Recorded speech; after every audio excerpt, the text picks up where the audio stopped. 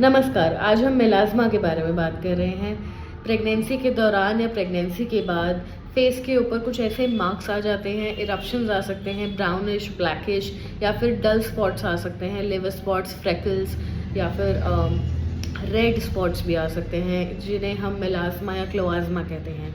उनके क्या प्रिवेंशन के तरीके हैं या फिर आप उसे कंज़र्व कैसे कर सकते हैं?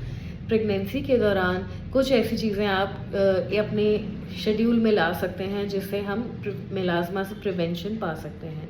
जैसे कि hydration is very very important. 3 से 4 लीटर पानी पीना बहुत ज़रूरी है। इसके अलावा कोकोनट वाटर पीना बहुत ज़रूरी है। विटामिन सी रहित खाना खाना बहुत ज़रूरी है, जैसे कि लाइम है, लेमन है, ऑरेंजेस है, जो भी सीजनल फ्रूट्स आपके पास आते हैं, ग्रेप्स है, गुआवा है, पाइनएप्पल है, एट्सेट्रा एट्सेट्रा। पाइनएप्पल शुरुआती महीनों में नहीं लेना चाहिए, उसके बाद आप ले सकते हैं अपने डॉक्टर की कंसल्टेशन से।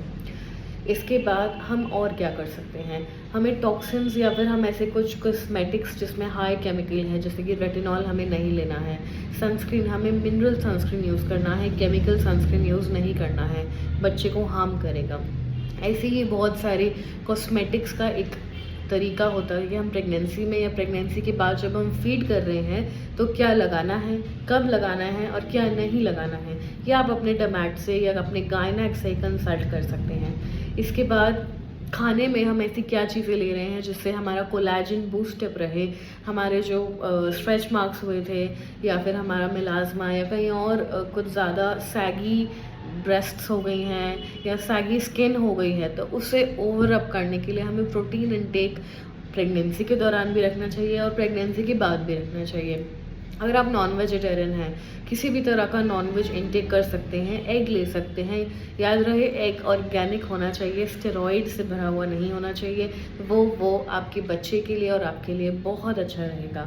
इसके अलावा अगर आप वेजिटेरियन हैं तो you have a hell lot of legumes, दालें हैं, इसके अलावा दूध है, इसके अलावा प्रोटीन पाउडर आप ले सकते हैं जो कि वेजिटेबल बेस्ड होना चाहिए।